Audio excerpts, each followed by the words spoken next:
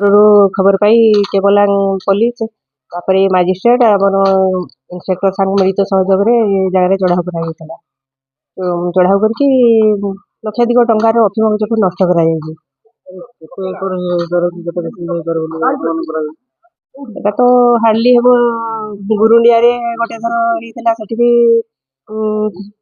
4-5 acre ହେବ, ଆଉ ହେଇଥିଲା କୁସୁମଡିରେ ହେଲା 5 ଏକର ହେଇଥିଲା। ଏଟା ପ୍ରାୟ ହାରାହାରି ହେବ 1 ଏକର ଭିତରେ ହେଉଛି ଚାଷ କରାଯାଇଛି। ଗରିବ ଲୋକମାନଙ୍କୁ ଭୁଆଁ ବୁଲେଇକି ଆଣିକି ଚାଷ କରାଯାଉଛି।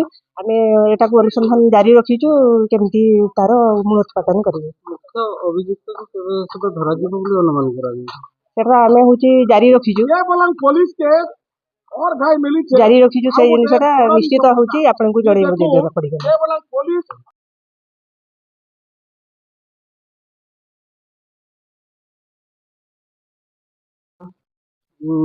ନାଁଟା ଆପଣଙ୍କ? ରାଉତ ମୁଣ୍ଡା। କ'ଣ ହେଇଛି ଆଜି ରାତିରେ ଆପଣଙ୍କ ବାପା ନେଇଥିଲେ? ଆଜ୍ଞା ମୁଁ ତ ଘରେ ନଥିଲି, ମୁଁ ଦୋକାନ ପଟେ ଯାଇଥିଲି। ରାତି 8ଟା ବେଳେ ମୋ ପାଖକୁ ନେଇଛନ୍ତି, ଆଉ ମୁଁ ତ ଜାଣିନି।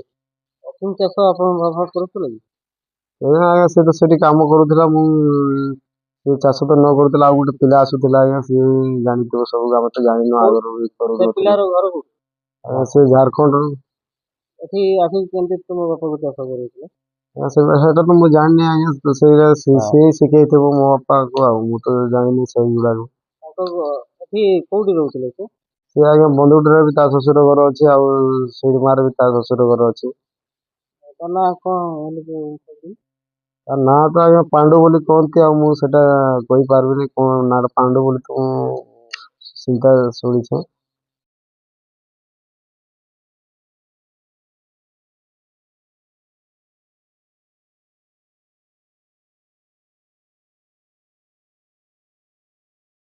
ଆମେ ସବ୍ ଡିଭିଜନାଲ ମାଜିଷ୍ଟ୍ରେଟ ବଡଙ୍କ ନିର୍ଦ୍ଦେଶ କ୍ରମେ ଉଭୟ ଅବକାରୀ ଥାନା କୋଇଡ଼ା, କେବଲାଙ୍ଗ ପୋଲିସ ଷ୍ଟେସନ ଏବଂ କୋଇଡ଼ା ପୋଲିସ ଷ୍ଟେସନର ଷ୍ଟାଫ ମାନଙ୍କ ଦ୍ୱାରା ମିଳିତ ଚଢ଼ାଉ ଅଭିଯାନ ଜାରି ରହିଥିଲା। ଏଥିରେ ପାଖାପାଖି 30,000ରୁ ଉର୍ଦ୍ଧ୍ୱ ଗଛ ନଷ୍ଟ କରାଯାଇଛି, ଯାହା ପ୍ରାୟ ପାକଳ ଅବସ୍ଥାକୁ ପଳେଇ ଆସିଥିଲାଣି, ପରିପକ୍ୱ ହୋଇଯାଇଥିଲାଣି। ଆଉ ସେ ଆମେ ସମ୍ପୂର୍ଣ୍ଣ ଗଛକୁ ନଷ୍ଟ କରିବାରେ ସଫଳ ହୋଇଛୁ। ଆଉ ଆଗାମୀ ଦିନରେ ଆମେ ମଧ୍ୟ ଏ ଅଞ୍ଚଳ ପ୍ରତି ସତର୍କ ଦୃଷ୍ଟି ରଖିଛୁ ଯେ କୌଣସି ଠାରେ ଏ ପ୍ରକାର ବେଆଇନ ଚାଷ ହୋଇଥିଲେ ଆମେ ତାଙ୍କୁ ମାସିଭ ରେଡ୍ର ଆୟୋଜନ କରି ଏପରି ନଷ୍ଟ କରିବାରେ ଜାରି ରଖିବୁ। ମୁଖ୍ୟ ଅଭିଯୁକ୍ତ ଧରାଗଲାନି, ଲୋକ ହିଁ ଧରା ସେଇଟା ତ ପୋଲିସ ଓ ଅବକାରୀ ବିଭାଗ ତାଙ୍କର ମିଳିତ ଉଦ୍ୟମ ଜାରି ରଖିଛନ୍ତି, ସେମାନେ ସେ ବିଷୟରେ ମତାମତ